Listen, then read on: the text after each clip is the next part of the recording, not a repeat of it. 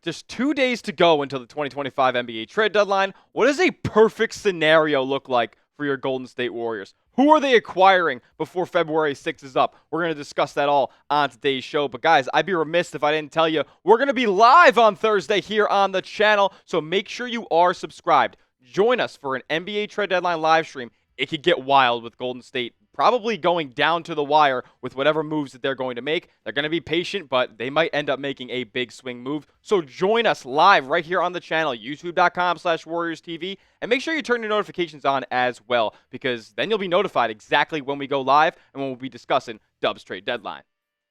All right, so let's discuss, as 2 days from the deadline is here, and the Warriors sit at 25 and 24, and we've put a graphic up like this on screen before, and we had some different quotes in these two buckets right here, right?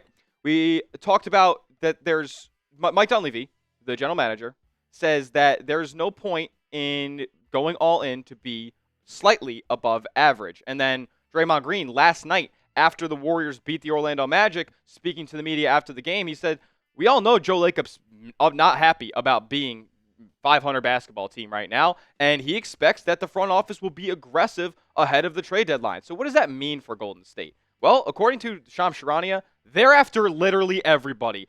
They said, if you're an all-star player, Golden State has made a trade call to that team inquiring about said player. They're going for the league's best right now, and honestly, this is what we've all been wanting Golden State to do for the past couple of months, right? To go all in for Steph and Draymond in the twilight of their career so they can pursue a fifth championship. And what does a perfect trade deadline look like for Golden State? Well, in my opinion, it requires getting one of those top stars that Golden State's calling different teams about. And what is the number one need for Golden State at this point? It's not a front court, in my opinion. I think it's elite secondary scoring next to Steph, because you've seen the emergence of Quentin Post in this lineup now. We've seen TJD and Kevon Looney both have productive outings based on the matchup that Golden State has. So what does GSW need right now? They need somebody who could take a little bit of pressure off of Steph and kind of help him get out of this funk that he's been in shooting the basketball. And the number one guy that I think would make that happen is KD, man. Bring him back to the Bay. This would be the perfect acquisition for Golden State to make at the deadline. I know he's 36. I know he makes $52 million a year, but the chemistry is undeniable, and the level that he continues to play at this point in his career, it looks like he's 30, not 36. He's putting up arguably better numbers than he was during his Warriors tenure when they won 2 championships with Durant in town. He's incredibly efficient across the board. He doesn't shoot a ton of threes, but he could get up a couple more if he comes back to Golden State. Shooting 40% right now. He's one of the best face-up games still in this NBA, but does it look like it's something that's super likely? At this point, no. According to Brian Windhorst of ESPN, there's no traction. They are nowhere near close on making a potential deal, and that all kind of hinges on Jimmy Butler. Whether or not he ends up in Phoenix or not is kind of the telltale on if Kevin Durant could be traded away from Phoenix. Because, if Jimmy Butler goes to Phoenix, then why would they trade KD, and why would he even want to leave if they're going to be pursuing a championship with 3 top-end players? And a quick sidebar, honestly, with all this, I hate Jimmy Butler. I've gone back and forth on whether or not I wanted Golden State to make a move or be involved in trade talks surrounding Butler. I'm completely out now. Get that man as far away from this franchise as possible. The headache that he's bringing the Miami Heat right now, and the honestly diva mentality that he's got going, where he only wants to go to Phoenix, is downright childish, and I just don't want that in the locker room. I honestly feel for Steph and Steve Kerr, who said that his fit, personality-wise, is concerning. So I'm out on Jimmy Butler completely, and at this point, it feels like Kevin Durant is Golden State's top target. And why is that? Because, well, Zach LaVine got traded a couple days ago, and they made the big Luka Doncic trade. Teams around Golden State in the West standings right now are getting better, and I think that they realize that they need to swing bigger than some of those guys. According to Anthony Slater, the best Warriors insider out there, give him a follow on social platforms so you stay up to date as well. Golden State passed on Zach LaVine trade because they saw what the Lakers did trading for Luka. They said, okay, well, Zach LaVine's not going to make us anything more than slightly above average, so they are, quote-unquote, in pursuit of loftier ambitions. What's a loftier ambition than a 25-point-per-game scorer who shoots 45% from 3 on really good volume? Kevin Durant. Oh, yeah, that's exactly what Golden State would be pursuing that is a quote-unquote loftier pursuit. Should Golden State make the move, though, without even knowing what they have to give up? And spoiler alert, it's going to be a lot. Should the Warriors trade for Kevin Durant? Let me know down in the comment section by typing T for trade or typing P for pass. I want to hear what Dub Nation has to say about bringing KD back to the Bay. Next up, there is actual traction on Kevin Durant and a trade pursuit.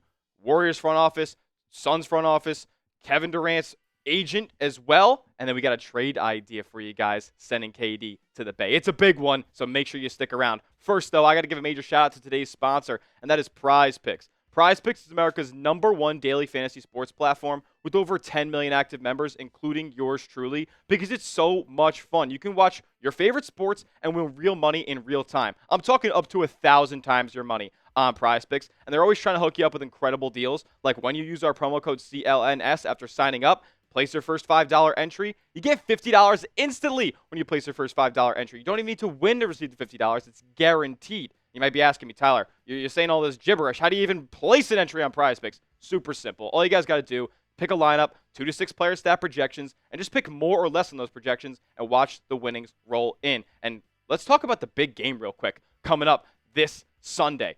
I mean, they're giving you guys a free square. Patrick Mahomes only has to throw for 1 passing yard. Well, if you couple that up with another player from the big game or a basketball player of your choice or any sport, you can already have yourself halfway to winning 3x your money on PrizePicks. So download the PrizePicks app today. Make sure you take advantage of those deals and use our promo code CLNS for $50 instantly when you place your first $5 entry. Like I said, you don't even need to win to receive that $50. It's guaranteed. PrizePicks. Run your game. All that information is clickable down in the comment section and description of today's video. What's going on in Golden State? Something is brewing. And I know I used this meme a couple of days ago, but seriously, it has nothing to do with Brian Windhorst right now specifically, but something is actually going down. If you think back to when the Warriors played the Suns just a couple of days ago on Friday, there was a legitimate happening that went down between Warriors owner Joe Lacob and Kevin Durant's agent. But before we get into any of that, we have to dive into Kevin Durant's contract, because why is this all irrelevant, right?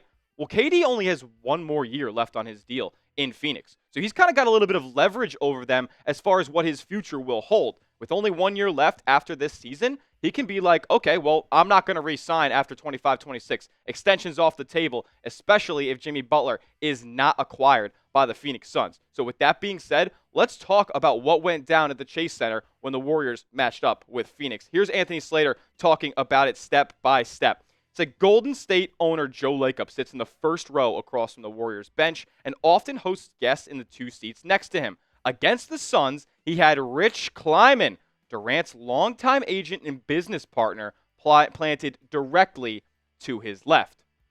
Interesting timing that Joe Lacob would want to have Rich Kleiman, KD's agent, sit next to him, only a little bit before the trade deadline. Here's more from Slater. He said the two were seen conversing during the game and were spotted together at halftime and postgame in the Bridge Club, an exclusive lounge in the underbelly of the arena between the home and visiting locker rooms. Talking in private, huh? What could they possibly be talking about? I'm sure it's not the weather. I bet you it's Kevin Durant possibly being on the move, and Phoenix, we know, listening to trade offers for KD at this point. More from Slater. Kleiman and the Warriors' decision-makers have a long history dating back to Durant's famous free agency process in the Hamptons back in the summer of 2016. Former general manager Bob Myers was a central figure in locking that down. Coincidentally enough, Myers happened to be announcing Friday's Warriors-Suns game on ESPN and was spotted entering the Bridge Club post-game. Is this a full court press? Are the Warriors brass? And we all know Bob Myers still loves the Dubs. There's absolutely no love lost between him and this organization. He still wants to see them succeed. So are Joe Lacob and the Warriors Brain Trust imploring Bob Myers to kind of get back in Rich Kleiman's ear and say this could be a good idea for KD to go back to Golden State? And real quick, it actually kind of seems like Mike Dunleavy isn't really involved at any of these conversations, which that's another story for another day, but he doesn't seem to be as much of a leader or as much of a voice as maybe Joe Lacob is for the Warriors front office. So what does a Durant trade look like to send him back to the Bay? like I said, it's going to cost a lot. Like, you're going to be giving up your best wings on the roster and your best young talent because KD is still a 27 per game scorer. Like, he's still a top 10 player in this league. So you're going to have to give up a good bit of talent to go out and get him. The Warriors receive KD, and they get Patrick Baldwin Jr. back, who they drafted a couple of years ago. I know he's been kind of a bust. He's playing on the Wizards G League team right now. It's kind of a mess with him, but just another body, 6'9", long, maybe could be a upside defender long term. The Suns would get Andrew Wiggins, Jonathan Kuminga, and Jonas Valanciunas from the Washington Wizards, who come in this deal as a third-team facilitator, and Golden State would give them unprotected picks in 2026 and 2028. So it's a lot. That's very risky, especially when down the line in 28, like Golden State could be really bad. But, you got to give up a lot to get a lot, and KD is most certainly a lot. Wizards would get Dennis Schroeder, who is an expiring contract, $13 million, helps facilitate this deal. Kyle Anderson as well, who makes close to $9 million. And then the Wizards would also get a change on the protection that they have, which is currently top 20 on the Warriors' 2030 first-round pick. So they changed that to a top 6 protected pick, which gives a little bit more incentive for Washington to do this deal. But why Phoenix does it specifically is like, if Jimmy Butler's not coming to Phoenix, where do you go from here? I know they've been trying to make other win-now acquisitions, like bringing in Nick Richards and other moves like that, but Durant is, if this doesn't happen, is probably more likely to grow disinterested with Phoenix long-term and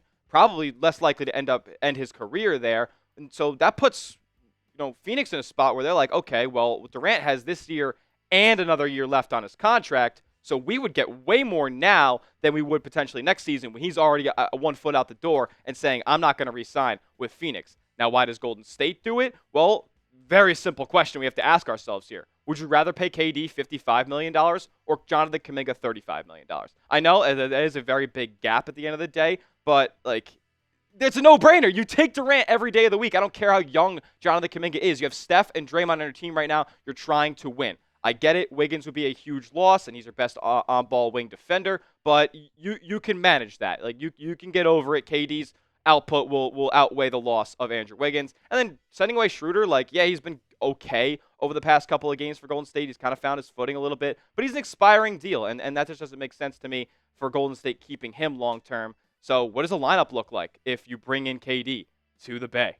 I actually kind of like this lineup, guys. Steph, Moody, Durant, Draymond, and Quentin Post, who has really come along here. 7.7 rebounds in the game against Orlando last night, stretching the floor.